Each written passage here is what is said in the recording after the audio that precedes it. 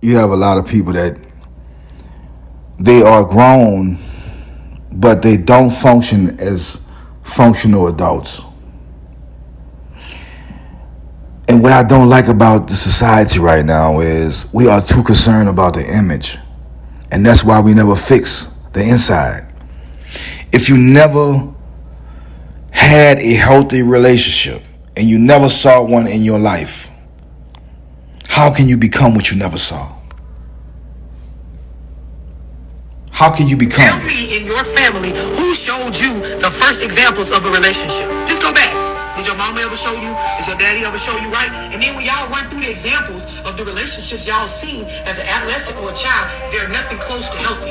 Nothing close to healthy. So now we fast forward, you 27, 35, 40, even 50 years old. How do you know how to do a healthy relationship when you never seen one? You was programmed as a young adult to believe and get familiar with this, whatever you saw as the example of a relationship. And y'all don't realize you repeat those ways. They show up one way or another in your life. And it's a reason why. It has to do with your subconscious mind.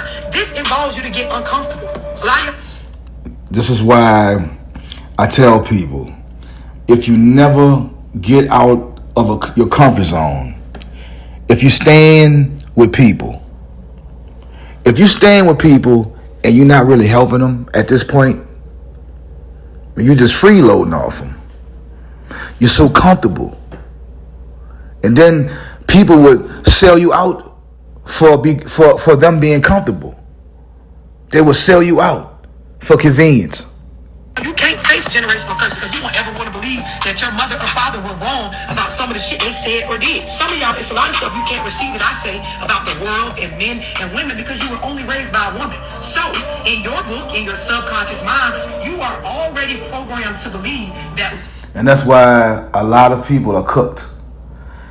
You cannot fix what you neglect to see. Women are more valuable than men because the only person that actually provided care to you while you were growing up was a woman. So when a man and a woman is put in front of you, you automatically gravitate towards the viewpoint, towards the opinion, towards the knowledge that's coming from a female over a male. And you don't even see that. That's why when I say certain stuff, y'all get triggered easily. And this is why you struggle to build relationships with a grown man. All of your care and respect towards raising children.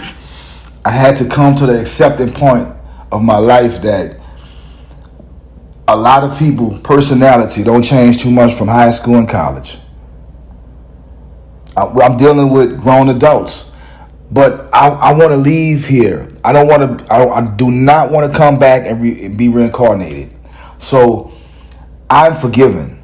I have to understand that women have been programmed to look at me as a tool, as a function. This is not for all. This is not all women. But it's a high percentage.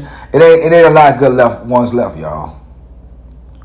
Shout out to my girl, LoveDorsey. She one of the realest on YouTube to talk about these relationships.